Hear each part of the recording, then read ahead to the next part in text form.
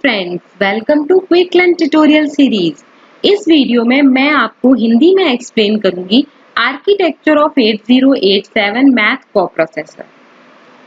तो 8087 math coprocessor के architecture को एक्सप्लेन करने से पहले मैं आपको एक ब्रीफ इंट्रोडक्शन दूंगी 8087 मैथ कोप्रोसेसर का कि 8087 मैथ कोप्रोसेसर क्या होता है, उसका क्या फंक्शन होता है। वैसे मैंने अपने प्रीवियस वीडियो में 8087 का इंट्रोडक्शन और 8087 का पिन डायग्राम ऑलरेडी एक्सप्लेन किया है, तो आप वहां से भी उसको समझ सकते हो। यहाँ पे मैं आपको ब्रीफली बताती हूँ 8087 मैथ कोप्रोसेसर क्या है। 8087 मैथ कोप्रोसेसर इंटेल ने डिजाइन किया था। इसको पेयर किया जाता है यानी कनेक्ट किया जाता है 8086 और 8088 माइक्रोप्रोसेसर के साथ इजी और फास्ट कैलकुलेशन करने के लिए। 8087 मैथ कोप्रोसेसर का पर्पस है किसी भी मेन प्रोसेसर की यानी 8086 और 8088 जैसे माइक्रोप्रोसेसर की कंप्यूटेशन स्पीड को इंक्रीज करने के लिए। ऐसी कंप्यूटेशन जो बहुत कॉम्प्लेक्स है जैसे फ्लोटिंग पॉइंट कैलकुलेशन, इनको करने के लिए हम 8087 मैथ कोप्रोसेसर का यूज करते हैं 8086 और 8088 माइक्रोप्रोसेसर में। अब 8087 मैथ कोप्रोसेसर 40 पिन आईसी में अवेलेबल है, मतलब जो इसकी इंटीग्रेटेड चिप है वो 40 पिन्स की है। 8087 मैथ कोप्रोसेसर को हम एनडीपी के नाम से भी जानते हैं यानी न्यूमेरिक डेटा कोप्रोसेसर के नाम से भी जानते हैं, न्यूमेरिक प्रोसेसर एक्सटेंशन यूनिट के नाम से भी जानते हैं और फ्लोटिंग पॉइंट यूनिट के नाम से भी जानते हैं। अब अपन देखते हैं कुछ इंपॉर्टेंट फीचर 8087 मैथ कोप्रोसेसर के। जैसा कि मैंने आपको बताया 8087 मैथ कोप्रोसेसर जो है वो डिजाइन किया गया है 8086 और 8088 माइक्रोप्रोसेसर के साथ पेयर करने के लिए, जिससे उन सिस्टम के परफॉर्मेंस को, उनकी स्पीड को हम इंक्रीज कर सकें।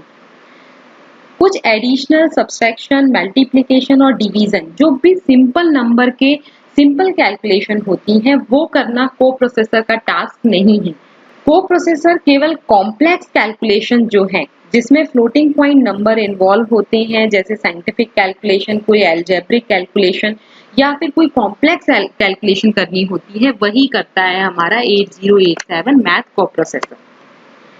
जब 8087 इस टाइप के कॉम्प्लेक्स कैलकुलेशन करता है, 8086 और 8088 माइक्रोप्रोसेसर है, उनके सीपीयू का बहुत सारा टाइम जो है वो सेव हो जाता है और 8086 और 8088 माइक्रोप्रोसेसर उस टाइम को, सीपीयू के उस टाइम को फोकस करते हैं दूसरे ऑपरेशन को या दूसरे फंक्शन को परफॉर्म करने के लिए। तो इससे सिस्टम की ओवरऑल स्पीड जो है वो बहुत ज्यादा इंक्रीज हो जाती है। अब अपन देखते हैं कि कौन से डेटा टाइप सपोर्ट करता है 8087 मैथ कोप्रोसेसर। तो 8087 math coprocessor binary integer data support करता है, पैकेट डेसिमल नंबर सपोर्ट करता है, रियल नंबर सपोर्ट करता है और टेम्परेरी रियल फॉर्मेट्स को सपोर्ट करता है। अब अपन देखते हैं 8087 इंटरनल आर्किटेक्चर। 8087 मैथ कोप्रोसेसर के इंटरनल आर्किटेक्चर को दो पार्ट में डिवाइड किया है। पहला पार्ट है कंट्रोल यूनिट और दूसरा पार्ट है न्यूमेरिक एक्सटेंशन यूनिट यानी NEU। तो यहाँ पे उसका पूरा इंटरनल ब्लॉक डायग्राम दिया है 8087 कोप्रोसेसर का। जैसा कि मैंने आपको बताया कि इसको दो पार्ट में डिवाइड किया है, इंटरनली कंट्रोल यूनिट और NEU न्यूमेरिक एक्सटेंशन यूनिट, जिसे हम न्यूमेरिक एग्जीक्यूशन यूनिट भी कहते हैं। अब अपन देखते हैं कंट्रोल यूनिट के क्या फंक्शन है। कंट्रोल यूनिट का बेसिक फंक्शन है सिंक्रोनाइज करना ऑपरेशन को कोप्रोसेसर और प्रोसेसर के बीच में और मेंटेन करना कम्युनिकेशन सीपीयू और मेमोरी के बीच में, जैसे कि डेटा ट्रांसमिट करना, रिसीव करना, इंस्ट्रक्शन डिकोड करना, रीड और राइट मेमोरी ऑपरेंड्स, मेंटेन करना पैरेलल क्यू, ये सारे ऑपरेशन जो है वो कंट्रोल यूनिट परफॉर्म करती है। ऐसे इंस्ट्रक्शन जो कि एस्केप इंस्ट्रक्शन है यानी ऐसे इंस्ट्रक्शन जो एफ प्रीफिक्स से स्टार्ट होते हैं, उनको 8087 मैथ कोप्रोसेसर जो है वो एग्जीक्यूट करता है।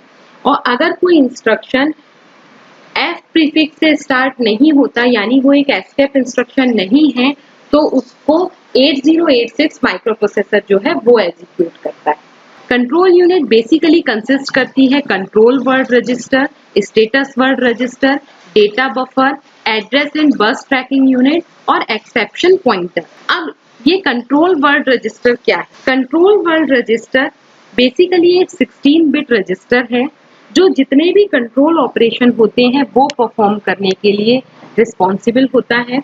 कंट्रोल वर्ड रजिस्टर का फंक्शन है, सेलेक्ट करता है precision, rounding control function, infinity control function, ये सारे जो कंट्रोल फंक्शन होते हैं वो परफॉर्म करता है कंट्रोल वर्ड रजिस्टर। नेक्स्ट है status word register.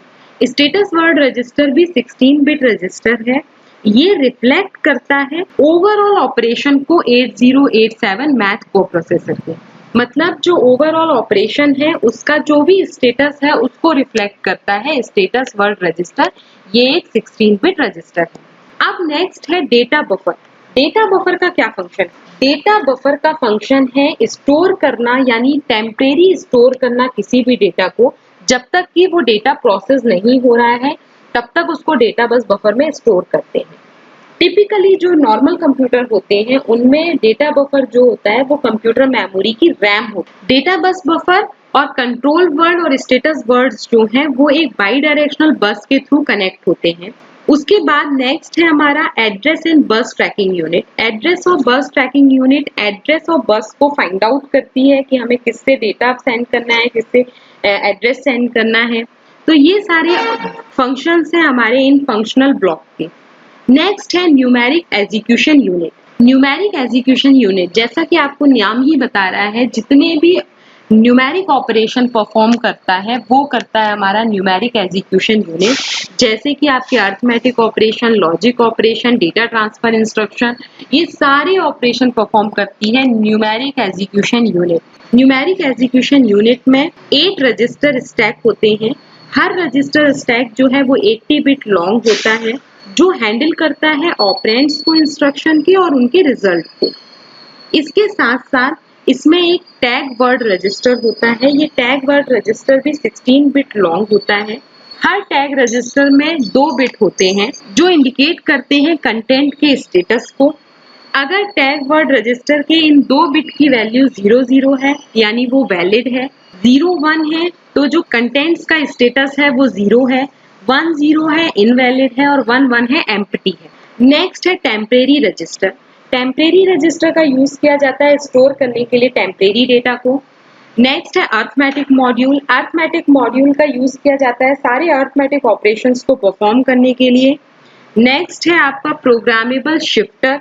Programmable shifter responsible होता है ऑपरेंड्स को शिफ्ट करने के लिए जब भी कोई इंस्ट्रक्शन एग्जीक्यूट हो रहा हो, जैसे कि FMUL इंस्ट्रक्शन या FDIV इंस्ट्रक्शन अगर एग्जीक्यूट हो रहे हैं तो किसी ऑपरेंड को शिफ्ट करने के लिए हम प्रोग्रामेबल शिफ्टर का यूज करते हैं।